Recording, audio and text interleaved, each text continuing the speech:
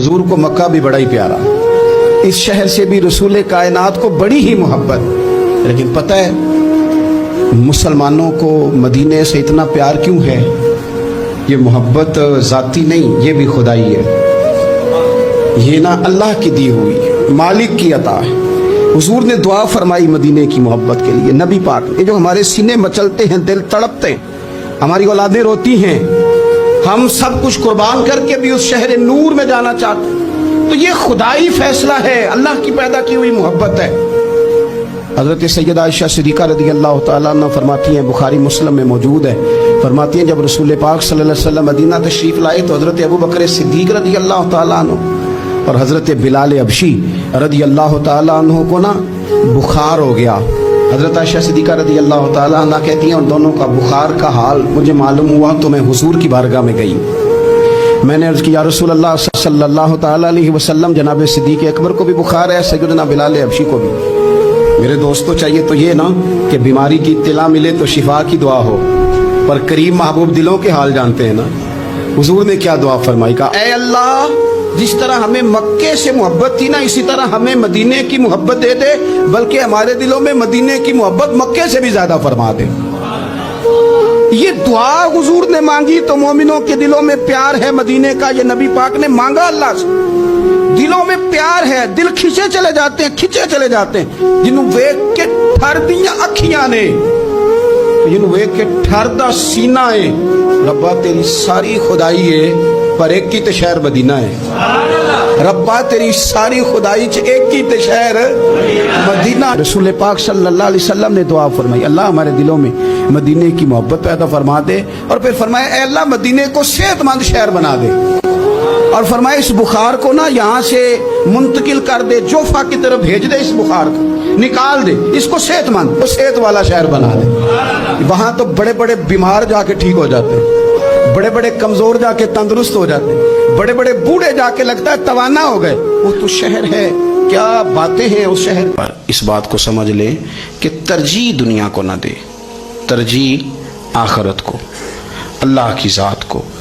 हमारी आखिरत किस तरह ठीक हो सकती है, आखिरत में कामयाब किस तरह हो सकते हैं, आखिरत में अल्लाह ताला की रज़ा कैसे पा सकते हैं, इसको तरजीह देनी चाहिए। नबी पाक सल्लल्लाहु ताला अलैहि वसल्लम के बहुत सारे सहाबा बड़ी शानों वाले, एक सहाबी का हम आज जिक्र करने जा रहे हैं जिनका नाम है हज़रत अबू ज़र ग़िफ़ारी रज़ी अल्लाह ताला। हमारे सूफिया तसव्वुफ़ में एक जुमला बोलते हैं कि तेरा तो फ़क्र फ़क्र बूज़र है, यानी जिनको सही दरवेश कहते हैं ना, सही दरवेश। मौला अली शेर खुदा रज़ी अल्लाह ताला अन्हु फरमाया करते, दो ही तो बंदे हैं जो रब के रास्ते में किसी शय की परवाह नहीं करते। हुजूर कौन से? फरमाया अबू ज़र ग़िफ़ारी है और दूसरे अलीउल मुर्तज़ा है। मौला अली फरमाया करते। ये ना मुसलमानों में से चौथे या पांचवें मुसलमान है। शुरू से एक सलीम तब आदमी, कुछ लोग तब बड़े नफीस होते हैं, तबनी अल्लाह की तरफ से शुरू से ही। इनका जो कबीला था बनु गफ़ार, वो राहज़नी करता था, लोगों को लूट लेता था। शुरू में ये काम किया, लेकिन जब कुछ लोगों की चीखें कानों में गईं तो छोड़ दिया। फरमाया नहीं यार, तबीयत नहीं मानती। और नबी पाक का कलमा पढ़ने से पहले ही बुतों की पूजा छोड़ के रब की इबादत शुरू कर दी। लोग पूछा करते थे, आप इबादत तो करते थे पर मुंह किधर करते थे? फरमाते थे जिधर वो करा लेता था कर लेते थे। किसी ने इन्हें बताया कि मक्के में एक शख्स हैं जिन्होंने ऐलान नबुव्वत किया है, आपकी तरह की बातें करते हैं। इन्होंने अपने भाई को भेजा, उनका नाम अनीस था, पता करके वापस आए। भाई कहने लगे अबू ज़र, इनका नाम जुंदब है, असल में ज़र इनके बेटे का नाम है और कुनियत से ज़्यादा मारूफ हैं, अबू ज़र ग़िफ़ारी कहलाते हैं। फरमाते हैं कि भाई ने आके बताया कि वो नेकी का हुक्म देते हैं, बुरे कामों से मना करते हैं, सिला रहमी का पैगाम देते हैं, लेकिन लोग सारे मुखालिफ हैं। ये चीज़ भी बड़ी काउंट होती है, इसे ना काउंट किया करें। लोगों की तरजीहात बदलती हैं, सुबह कुछ, दोपहर कुछ, शाम कुछ, इसे ना काउंट करें। उन्होंने इस बात को काउंट करके बताया कि लोग उनके जो है ना वो मुखालिफ हैं सारे। तो हज़रत अबू ज़र ग़िफ़ारी कहने लगे मुझे तसल्ली नहीं हुई, मैं खुद जाके पता करूँगा। कहते हैं मक्का शरीफ आया तो किसी ऐसे आदमी से पूछ बैठा, मैं तो कुछ और समझा था, वो कुछ और निकला। मक्के वालों ने बड़ा मारा, मक्के पहुंच के पहली जो चीज़ मिली वो मार खाने की थी। अब मैं डरते किसी से पूछता ही ना, भूख भी बड़ी थी, रहने को जगह नहीं थी, हरम शरीफ में लेटा रहता था। मेरे नसीब देखो, मुझे एक शख्स ने ना आके हिलाया, कहने लगे अगर मुनासिब समझें तो मैं आपको देख रहा हूँ काफ़ी देर से, आप कोई परदेसी हैं, आपका अपना मेहमान ना बना लूँ। तो मैंने कहा आपका क्या नाम है? कहने लगे मेरा नाम है अली इब्न अबी तालिब। कहते हैं मौला कायनात घर ले गए, खाना भी खिलाया, जगह भी दी, सोने को खिदमत भी की, लेकिन चूंकि मैं तो पहले एक से पूछ के मार खा बैठा था, मैंने पूछा नहीं मैं किधर आया हूँ। रात रहे, अगली रात भी रहे, लेकिन मैंने बताया नहीं मैं किस काम आया हूँ। हजरत अबू ज़र ग़िफ़ारी रज़ी अल्लाह ताला अन्हु कहते हैं खुद ही मौला अली ने पूछा बता सकते हो कैसे आए हो? मैंने कहा रात रख लोगे? फरमाया बड़ा कुशादा सीना दिया रब ने मुझे। तो बात तो कर, कहने लगे यार मैं तो मोहम्मद मुस्तफ़ा की ज़ियारत करने आया सल्लल्लाहु ताला अलैहि वसल्लम। ये बेनियाज लोगों में से हैं हज़रत सैयदना अबू ज़र ग़िफ़ारी। मैं हुजूर की ज़ियारत के लिए, हज़रत अली कहने लगे सवेरे ले चलूँगा। इंसान बुज़दिल नहीं होता, हर इंसान बुज़दिल नहीं होता, और बिला वजह टकराव की पॉलिसी बना लेना ये भी सियाने लोगों का काम नहीं। हिकमत के तकाज़ों के मुताबिक चलना ये भी दलेर लोगों का ही काम होता है। हज़रत मौला अली कहने लगे सुबह लेके चलूँगा, पर हालात ठीक नहीं। शरारती लोग हर जगह होते हैं, अगर कोई शरारतियों का टोला मिला ना जो खड़ा होगा जासूसी करने के लिए कि हुजूर की तरफ कौन कौन जा रहा है, तो मैं नीचे झुकूंगा जूते का तस्मा ठीक करने के लिए। लेकिन आपने नहीं खड़े होना, आपने चलते रहना है ताकि किसी को शक ना हो। कहते हैं इस तरतीब से हज़रत अली मुझे लेके गए, मैं हुजूर की बारगाह में पहुंचा। मौला अली कहते हैं बड़े बड़े लोग सवाल करते थे, पर ये शुरू से सलीम मुत्तबा थे, मुझे कह लेने देना। जिन्होंने मानना होता है वो लंबे सवाल करते ही नहीं। मान जो लिया तो लंबे सवालों की जरूरत ही कोई नहीं। कहते हैं लोग बड़े बड़े सवाल करते थे, पर अबू ज़र ने 2-3 बातें ही पूछी और आगे जाके कहने लगे हुजूर हाथ बढ़ाएं, मुझे कलमा पढ़ाएं। नबी पाक सल्लल्लाहु अलैहि वसल्लम ने कलमा पढ़ाया, फरमाया बाहर जाके ना अभी जिक्र करना कि तुम मुसलमान हो गया, ये मारेंगे। अर्ज की हुजूर इन्हें मारने दे, मैं आया भी मार खा नहीं हूँ, इन्हें मारने दे ना। पड़ा फलक को कभी दिल जलों से काम नहीं। दाग देलवी ने कहा था पड़ा फलक को कभी दिल जलों से काम नहीं, और जला के राख ना कर दूं तो दाग नाम नहीं। मारी तो खाने आए हैं, मारने दे, करने दे, जोर जितना लगाना है लगाने दे। बाहर जाके ऐलान किया, मक्के वालों ने मारा, इतना मारा कि बेहोश हो गए। फिर किसी ने बताया कि तुमने गुजरना भी है इनके इलाके से, बनु गफ्फार से, फिर इनका पता भी है ये लोग बड़े सख्त हैं। फिर छोड़ा। तब बड़े जलाली थे, जाहिद मिजाज थे। फरमाते थे कि जो तुम्हारी जरूरत से ज्यादा है वो सारा सदका करो। कंज के मामले में उनका रवैया ये था। सिर्फ हजरत सिद्दीक अकबर को कुछ नहीं कहा इन्होंने, बाकी हजरत उमर जैसे आदमी को भी खड़ा करके कह लेते थे ये माल क्यों रखा हुआ है खजाने में, बांटते क्यों नहीं सारा। और जनाब उस्मान गनी रज़ी अल्लाह ताला अन्हु के साथ तो बाकायदा कई दफा इस मौजू पर गुफ्तगू की।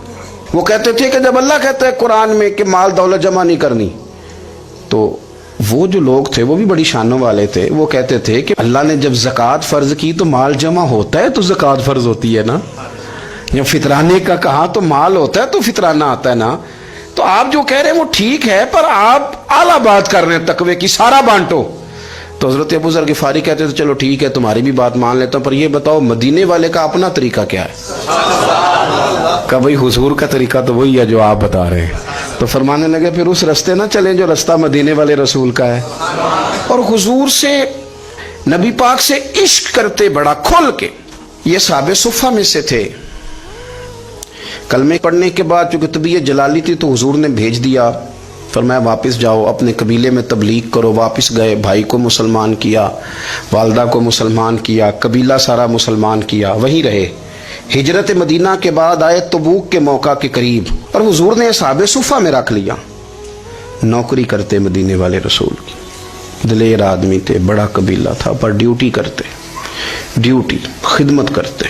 एक बेटा था ज़र उसका नाम था, उसकी ड्यूटी लगाई तुमने मेरे नबी पाक के ऊँट चराने। डाकू आए तो साहिबजादा ऊँटों की, ऊँटनियों की हिफाजत करते शहीद हो गया।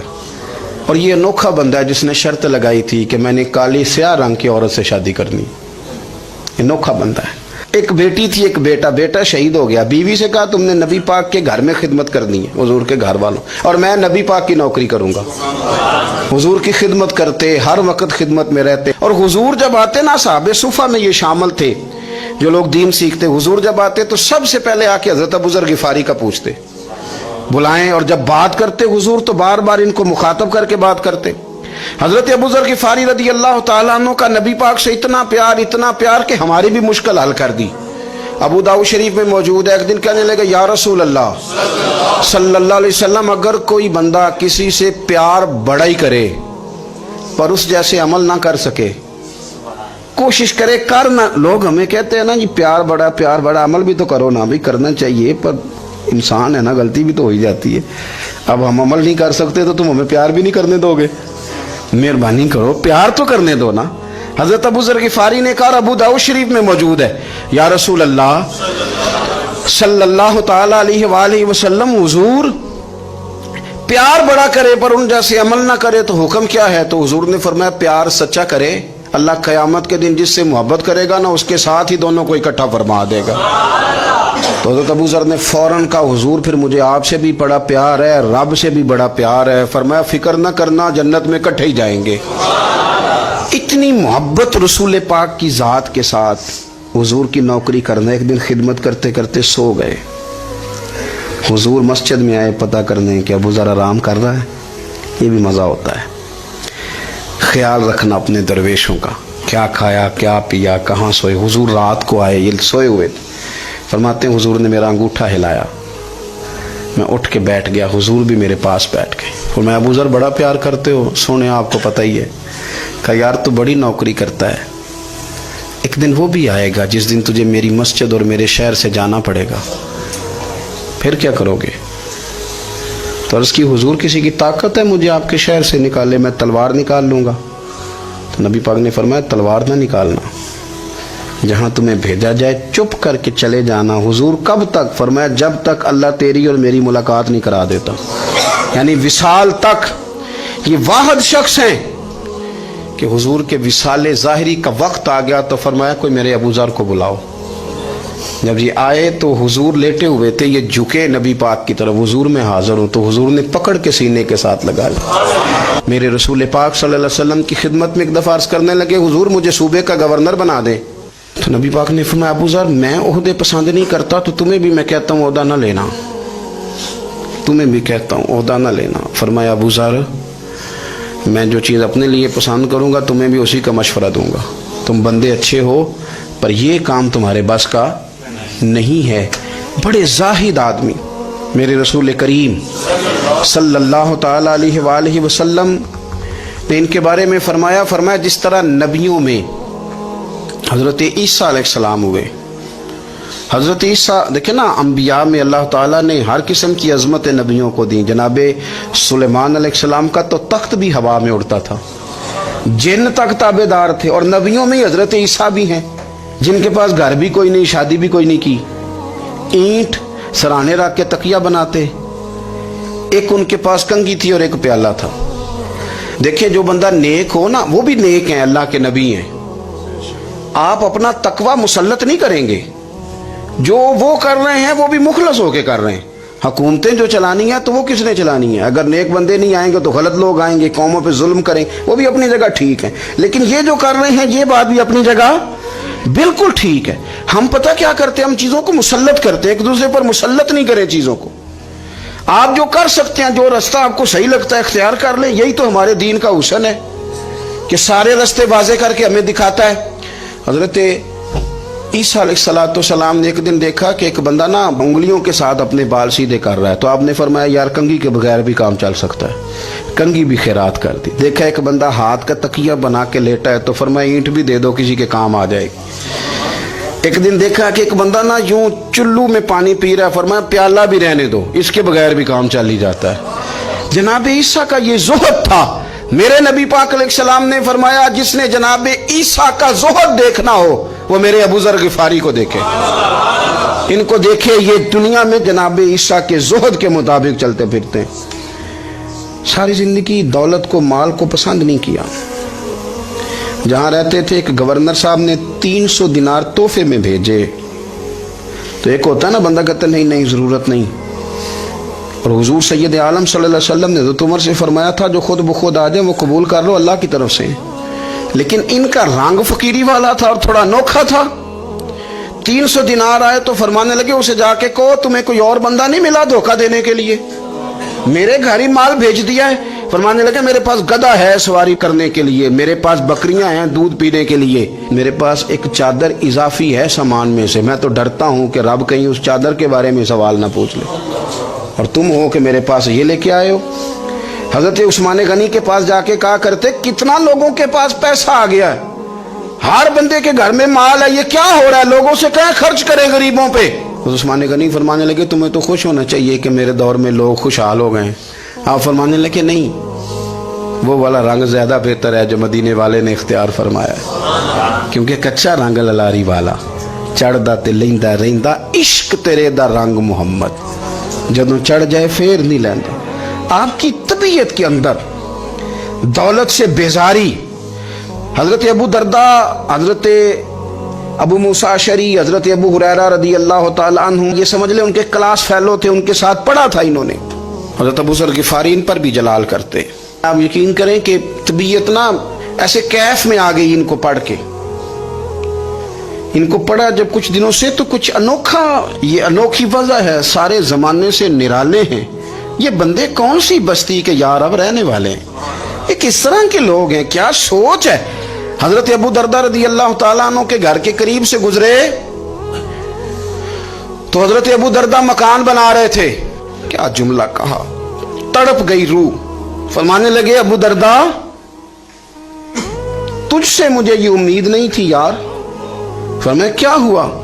فرمانے لگے اب تیرا مکان بنانے کے لیے بھی اللہ کے بندوں کی پشتوں پر اینٹیں رکھی جائیں گی. تیرا مکان بنانے کے لیے رب کے بندوں کی پشتوں پر اینٹیں تیرے لیے. حضرت ابو دردہ نے گردن جھکا لی. فرمایا یار جہاں تو ہے نا تو بالکل ہی ٹھیک کہتا ہے. کیوں؟ میرے نبی پاک صلی اللہ علیہ وسلم نے فرمایا اس زمین کے اوپر اور آسمان کے نیچے ابو ذر غفاری سے سچا بندہ کوئی نہیں, ان سے زیادہ سچا کوئی نہیں. فرمایا تو ٹھیک کہتا ہے یار, صحیح کہتا. حضرت ابو موسیٰ اشعری رضی اللہ تعالیٰ عنہ کو گورنر بنا دیا گیا عراق کا. اب حضرت ابو موسیٰ اشعری صحابہ میں ایک بڑے جلیل القدر صحابی ہیں, اور ان کی عظمتیں, رفعتیں, بلندیاں کیا کہنا, بڑی گہری دوستی تھی. لیکن جب وہ گورنر بن گئے نا تو آپ نے فرمایا بس بھائی اب تو نے عہدہ لے لیا ہے, یہ بندے کو ٹھیک نہیں رہنے دیتی چیزیں, اب تو عہدے میں چلا گیا. بڑی مدت کے بعد ملاقات ہوئی حضرت ابو موسیٰ اشعری کے ساتھ. وہ دوڑ کے آئے حضرت ابو ذر غفاری کے گلے ملنے, میرا بھائی میرا بھائی. فرمایا پیچھے ہٹ جا, میں نہیں تیرا بھائی, تو گورنر ہے, میں غریب آدمی ہوں, اپنا کام کر. پھر دوڑ کے آئے. فرمایا ابو ذر تو میرا بھائی ہے یار, اکٹھے پڑھتے تھے حضور. فرمایا نہیں جا, تو نہیں میرا. پھر آئے. جانتے تھے نا یہ سچا بندہ ہے, یہ سچا بندہ ہے, یہ تقریروں والا نہیں, صرف وعظوں والا نہیں, اس کے اندر بھی بڑی سچائیاں ہیں. قریب آئے, آ کے کہا یار تو میرا بھائی ہے, میرے سینے لاگ. فرمانے لگے تو تیسری بار آیا ہے, مومن ہے, میں منہ نہیں موڑ سکتا, پر پہلے مجھے بتا گورنر بننے کے بعد تو نے مکان کتنے بنائے, باغ کتنے لگائے, چکیاں کتنی لگائیں, کتنے تو نے چیزیں بنائی ہیں, پہلے بتا. تو ابو موسیٰ اشعری نے ان کا ہاتھ پکڑا, رونے لگے. کہنے لگے جس محبوب سے تو نے تربیت لی ہے میں بھی انہی کا نوکر ہوں, جن کپڑوں میں میں عراق گیا تھا میرے آج بھی وہی ہیں یار. کیا بات کرتا ہے تو, میرے وہی ہیں. مجھے بتا اگر یہ عہدے خدمت کے ہم نہیں لیں گے تو پھر کیا ظالموں کو دیں گے, غیروں کو دیں گے؟ نہ کر, کچھ نہیں بنایا. حضرت سیدنا ابو موسیٰ اشعری رضی اللہ تعالیٰ عنہ روئے, اور جب کہا نا کوئی شے نہیں میرے پاس, تو فرمایا اچھا چل آ جا, پھر سینے لگ جا, تو واقعی میرا بھائی ہے.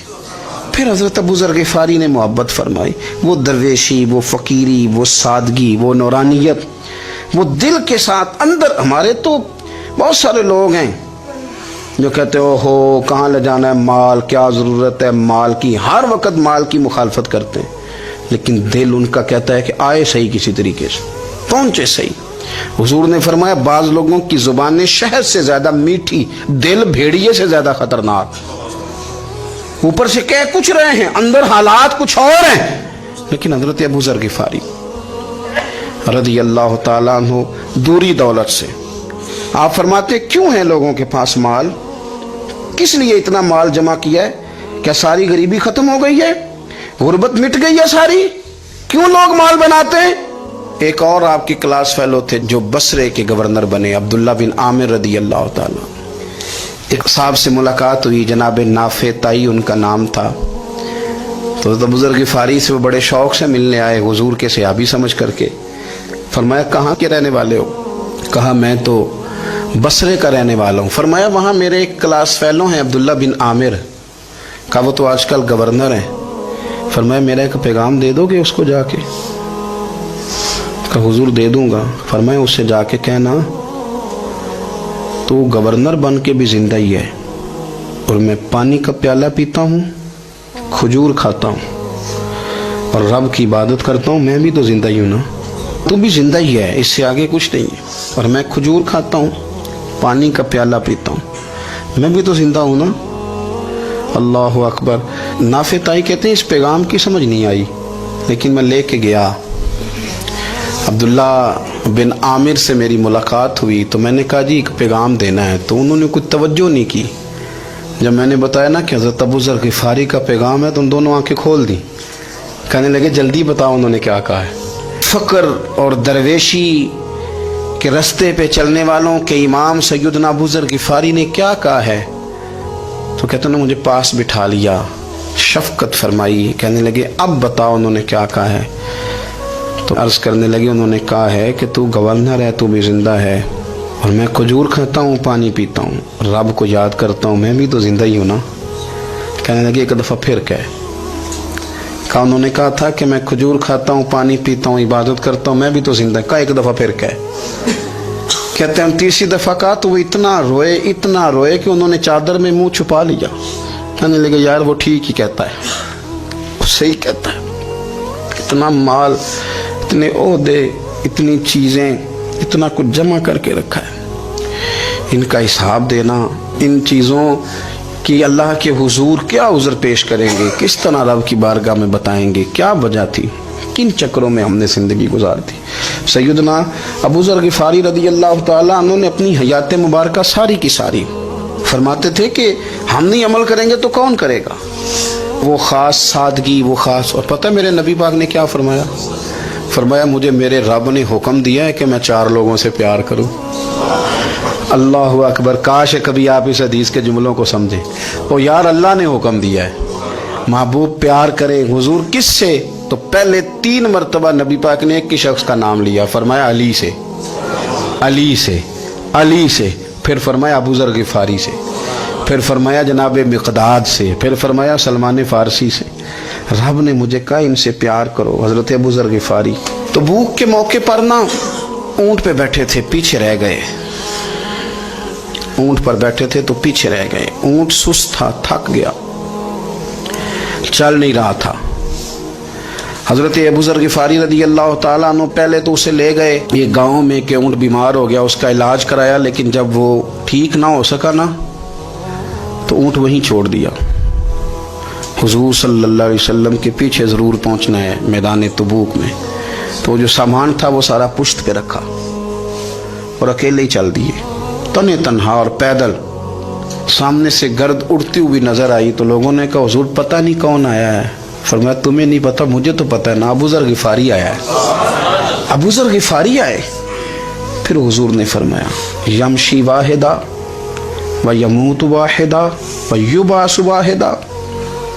فرمایا یہ تنہا چلتے ہیں، یہ تنہا ہی دنیا سے جائیں گے، تنہا ہی اٹھائے جائیں گے. تنہا چلتے ہیں، تنہا ہی دنیا سے جائیں گے، انتقال تنہا ہی اٹھائے جائیں گے. یہ بہت زیادہ سختی کرنے لگے صحابہ پہ، بہت زیادہ. تو حضرت عثمان غنی رضی اللہ تعالیٰ عنہ نے فرمایا کہ آپ اپنے مزاج کے لحاظ سے تو درست ہیں، پر جو چیز آپ طاری کرنا چاہتے ہیں جب شریعت گنجائش دیتی ہے تو آپ کیوں اتنی سختی فرماتے ہیں؟ تو فرمانے لگے ٹھیک ہے پھر مجھے ربضہ جانے کی اجازت دے دو. ربضہ ایک بستی تھی, جنگل تھا, وہاں کوئی آتا جاتا نہیں تھا. اسی کسے دے کچھ نہیں جے لگتے تے نہ کوئی ساڈا دردی. حضور نے کہا تھا نا یمشی واحدہ,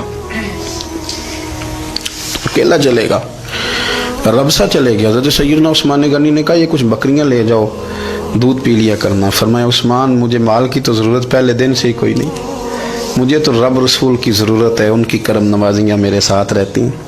تشریف لے گئے, وہاں تنہا کھجور کے خشک ٹکڑے کھاتے, عبادت کرتے, اللہ کو یاد کرتے. بڑے بڑے لوگوں نے آ کے کہا کہ ابو ذر آپ کی بڑی شان ہے, ہمارے ساتھ چلیں. فرمایا چھوڑو, کہاں منشور ہم اور کہاں ہنگامے محبت کے, ایک حجرے میں رہتے ہیں خدا کو یاد کرتے ہیں. ضرورت کوئی نہیں, جہاں ہوں نا وہاں میں ٹھیک ہوں, حاجت نہیں. وصال کا وقت آ گیا, دنیا سے جانے کا ٹائم آ گیا. اکیلے ہیں, بیوی ہے اور بیٹی ہے, جنگل کا علاقہ ہے, حج ہو گیا, رستے بند ہو گئے, بیمار ہو گئے. اپنی اہلیہ کو بلا کے کہنے لگے اب میں بچوں گا نہیں, اب جانے کا وقت آ گیا ہے. میں نے فقیری جو حضور کی دیکھی تھی اس میں نے وقت گزارا ہے, اور دیکھ میں جا بھی فقیری میرا ہوں. لے سجدہ سا توڑ دی پائی, جان بھی دیتی تیرا تیرے. اب جانے کا وقت ہے تو اس طرح کرنا, اگر تیرے پاس کوئی کپڑا ہوا تو مجھے کفن دے دینا, نہ ہوا تو اللہ کے سپرد کر دینا. کہا ہم 2 عورتیں ہیں, جنازہ غسل کفن. فرمایا رب جماعت بھیجے گا میرے لیے, لوگ آئیں گے, میرے نبی پاک نے مجھ سے وعدہ کیا تھا آئیں گے نا لوگ. تو اہلیہ کہنے لگی ابو ذر آپ کو کیسے پتا ہے کہ آپ اس صحرا میں انتقال کر جائیں گے, اللہ شفا دینے والا ہے. فرمانے لگے ہم 3-4 لوگ بیٹھے تھے تو حضور نے فرمایا تھا تم میں سے ایک شخص صحرا میں اکیلا انتقال کر جائے گا. تو وہ میرے جتنے باقی ساتھی تھے وہ سارے انتقال کر گئے, اب میں اکیلا ہی بچا, مجھے پتا ہے وہ میں ہی ہوں. تو تم دیکھنا تمہیں کوئی نہ کوئی مل جائے گا غسل کفن کے لیے. آپ کی اہلیہ کہتی ہیں کہ میں اٹھی, کبھی دوڑ کے میں باہر جاتی, سڑک پہ جا کے دیکھتی کوئی گزر رہا ہے, پھر میں آ کے کہتی حج ختم ہو گیا ہے, رستے بند ہو گئے ہیں, کون آئے گا جنگل میں. پھر میں آ کے ان کی تیمارداری کرتی, پھر اٹھ کے جاتی, پھر میں آ کے تیمارداری کرتی. اچانک میری نظر پڑی تو ایک چھوٹا سا قافلہ آ رہا تھا. اس قافلے میں چند لوگ تھے اور سب سے بڑھ کر صحابی رسول حضرت عبداللہ ابن مسعود بھی تھے. میں نے ان کو اشارہ کیا تو وہ دوڑے آئے, کہنے لگے بہن کیا ہے. میں نے کہا یہاں ایک شخص ہے, تمہاری تھوڑی سی ضرورت ہے اس کو. حضرت عبداللہ ابن مسعود کہنے لگے کون ہے بی بی. کہتی میں نے کہا کہ وہ ابو ذر غفاری ہیں. کہتی تڑپ کے روئے عبداللہ ابن مسعود, تڑپ کے کہنے لگے ابو ذر میرے نبی پاک کا پیارا, میرے ماں بھی اس پہ قربان, میرا باپ بھی قربان, کدھر ہے جلدی بتاؤ. کہتی میں لے آئی, 4-5 لوگ تھے وہ. تو سیدنا ابو ذر غفاری کہنے لگے عبداللہ میرا وصال ہو جائے گا, لیکن یاد رکھنا میری بیوی کے پاس کفن کے لیے کپڑا موجود نہیں. اور لہو سے جنازہ توڑ ہی نہیں پائی, جان بھی دیتی تیرا تیرے, کفن کے لیے کپڑا نہیں ہے. لیکن تم میں سے نا وہ بندہ کوئی کپڑا نہ دے جو کبھی کسی سرکاری عہدے پہ رہا ہو, وہ بندہ میرے کفن کے لیے کپڑا نہ دے کسی سرکاری عہدے پہ رہا. ایک انصاری جوان کہنے لگا ابو ذر میں کبھی کسی عہدے پہ نہیں رہا, اگر آپ میری چادر قبول کر لیں کفن کے لیے تو میں ٹھیک ہے. میں نے نا حضور کے طریقے پر زندگی گزاری ہے, چپ کر کے میرا جنازہ پڑھ دینا اور مجھے کہیں اور نہ لے کے جانا. اسی کسی دے کچھ نہیں لگتے نہ کوئی ساڈا دردی, یہیں کسی صحرا میں جنگل میں یہیں کوئی قبر کھود کے مجھے دفن کر دینا, مجھے جانے نہیں ہے کسی جگہ. حضرت عبداللہ ابن مسعود رضی اللہ تعالیٰ عنہ نے جنازہ پڑھایا, اور اس درویش کو جو 5ویں یا 4تھے مسلمان ہیں ان کو وہاں دفن کیا. جب خبر پہنچی نا مدینے تو سب سے زیادہ آنسو مولا علی نے بہائے, سب سے زیادہ حضرت علی نے. لوگوں نے کہا اتنا کیوں روتے ہو. فرمایا 2 ہی تو بندے تھے جو اللہ کے راستے میں کسی کی پرواہ نہیں کرتے تھے, اب ایک ہی رہ گیا ہے. کہ حضور کیا مطلب. فرمایا 2 ہی تھے, ایک ابو ذر اور ایک علی, اب اکیلا علی تو رہ گیا, وہ چھوڑ کے چلے گئے. حضرت سیدنا ابو ذر غفاری رضی اللہ تعالیٰ عنہ اس عظیم شخص کا نام ہے. سردار قبیلے سے تعلق تھا, بڑے بہادر تھے, پر حضور کو فقیری میں دیکھا تو پھر زندگی اسی فقیری میں گزارتی. اسی فقیری میں اسی طریقے میں وفا کر کے نا اسی رنگ میں گزار دی، انہی نقشوں پہ رہے۔ اگرچہ جائز تھا، بڑے بڑے لوگ تھے، حضرت عبد الرحمن ابن عوف بڑا مال تھا، حضور نے ان کو جنتی کہا، ان کے پیچھے نماز پڑھی، سب ٹھیک تھا، پر فرماتے تھے یار میں انکار نہیں کرتا، پر میرے نبی نے فقیری کی، حضور نے ایک وقت کھایا ایک وقت بھوک کاٹی، تم کس طرح بھر بھر کے پیٹ کھاتے ہو، تم کس طرح اتنی آسانیاں دیکھتے ہو۔ حضرت ابو ذر غفاری فرماتے تھے مجھے میرے نبی پاک نے 6 باتوں کی وصیت کی تھی، اپنے بچوں کو بھی بتاتے تھے، دوستوں کو بھی، 6 باتوں کی حضور نے وصیت کی تھی۔ سب سے پہلے حضور نے فرمایا تھا ابو ذر مسکینوں سے محبت کرتے رہنا۔ دوسرا نبی پاک صلی اللہ علیہ وسلم نے فرمایا تھا جب بھی دیکھنا نیچے والوں کو دیکھنا، اوپر والوں کو نہ دیکھنا، مالداروں جاگیرداروں پہ توجہ نہ کرنا، ذہن خراب ہوگا، نیچے دیکھنا، غریبوں کی طرف توجہ رکھنا۔ تیسرے نمبر پر نبی پاک صلی اللہ علیہ وسلم نے فرمایا تھا ہر حال میں حق بات کہنا اگرچہ وہ کڑوی ہو۔ چوتھے نمبر پہ میرے محبوب نے فرمایا تھا اللہ کے معاملے میں کسی کی پرواہ نہ کرنا، کوئی کیا کہتا ہے کہتا رہے، تم رب کے رستے پہ چلتے رہنا، ملامت کی پرواہ نہ کرنا۔ اور 5ویں نمبر پر میرے نبی پاک نے مجھ سے کہا تھا اگر رشتہ دار تجھ سے تعلق توڑیں بھی نہ تو تو جوڑ کے رکھنا، صلہ رحمی نہ چھوڑنا۔ نبی کریم 6 نمبر علیہ السلام نے فرمایا، بخاری مسلم میں فرمایا 7 ہلاک کرنے والی چیزوں سے بچنا، اگر ان میں تم چلے گئے تو ہلاک ہو جاؤ گے۔ 7 چیزیں ہیں جو تمہیں ہلاک کر دیں۔ یا رسول اللہ صلی اللہ علیہ وسلم وہ کون کون سی؟ تو حضور نے فرمایا اللہ کے ساتھ شریک نہ کرنا، ہلاک ہو جاؤ گے۔ دوسرا نبی پاک صلی اللہ علیہ وسلم نے فرمایا جادو نہ کرنا، ہلاک ہو جاؤ گے، ہلاک۔ اور یار جسے حضور فرما رہے ہیں ہلاک ہو جائے وہ بچے گا۔ نبی پاک صلی اللہ علیہ وسلم نے تیسرے نمبر پر فرمایا جس شخص کے قتل کرنے کو اللہ نے حرام قرار دیا ہے اسے قتل نہ کرنا، ہلاک ہو جاؤ گے۔ چوتھے نمبر پر رسول پاک علیہ السلام نے فرمایا سود نہ کبھی بھی کھانا، ہلاک ہو جاؤ گے، ہلاک۔ بڑی بڑی دلیلیں دی بینک والوں نے، بڑا سمجھایا تو حاجی صاحب مان گئے، محترم مان گئے، کہنے لگے نہیں جی نہیں وہ کاروبار میں لگاتے ہیں، بڑے بھولے والے ہیں ہم، پتہ سارا ہے۔ اور دیکھو سب کاموں کے باوجود مستقل بینکوں میں پیسے اس اکاؤنٹ میں رکھے ہوئے ہیں جہاں سے مستقل سود آتا ہے۔ حضور نے فرمایا نہ کرنا یہ کام۔ تو کہتے میں سود پہ پیسے لے کے کاروبار چمکاؤں گا، تیرے نبی پاک نے تو فرمایا تو ہلاک ہو جائے گا۔ تو کہتا میں میل لگاؤں گا، حضور نے تو فرمایا ہلاکت ہے۔ تو کہتا میں بڑا کچھ کر جاؤں گا تو ہلاکت ہے۔ اچھی طرح سمجھ لیں اصل مال بھی ضائع ہو جاتا ہے اس بندے کا جو سود کا مال ملا لیتا ہے، اصل برکت بھی اڑ جاتی۔ اور میرے نبی پاک صلی اللہ علیہ وسلم نے 5ویں نمبر پہ فرمایا یتیم کا مال نہ کھانا، ہلاک ہو جاؤ گے۔